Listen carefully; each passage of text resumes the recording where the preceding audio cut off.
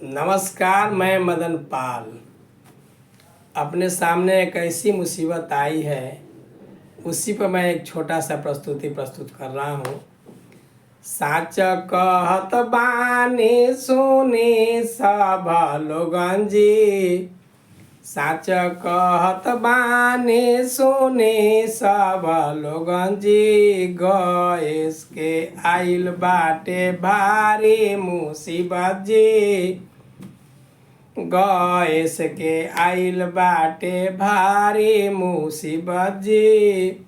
सुनसान लागताटे घर अउरी किचन जी, सुनसान लागत बाटे घर अउरी किचन जी। कैसे बनी अब गैस बिना भोजन जी, कैसे बनी अब गैस बिना भोजन जी। सबसे ज़्यादा दिक्कत शहर में रहे के। देखिए,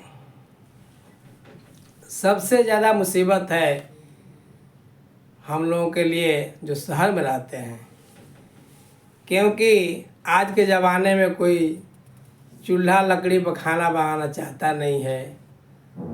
दूसरी बात ये भी है कि इतनी अच्छी खासी बिल्डिंग कौन काला करना चाहेगा, इसीलिए कहना है। और ये एक ऐसी मुसीबत है कि मिल भी नहीं रहा है। अगर मिलता तो चलिए किसी से ले देकर हम काम चला सकते थे।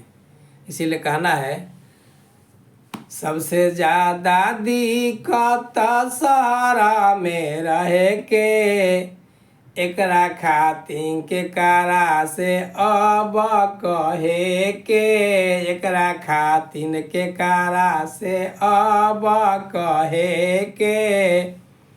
नोटबंदी कोरोना सब झेल गईनी, नोटबंदी कोरोना सब झेल गईनी।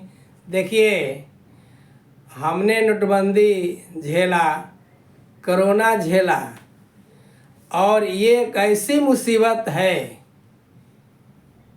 कि झेला नहीं जा रहा है।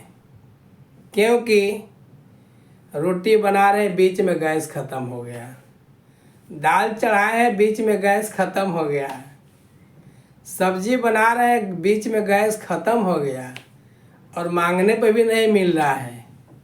तो थोड़ी ये अजीब सी मुसीबत है।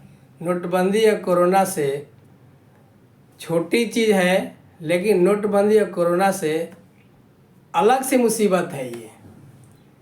आजकल किसी को नहीं मिल रहा है तो मांगने पर भी नहीं मिल पा रहा है। तो इसीलिए कहना है, नोटबंदी कोरोना सब झेल गईनी, नोटबंदी कोरोना सब झेल गईनी। गैस खत्म भइल खाना नाही खईनी, गैस खत्म भइल खाना नाही खईनी।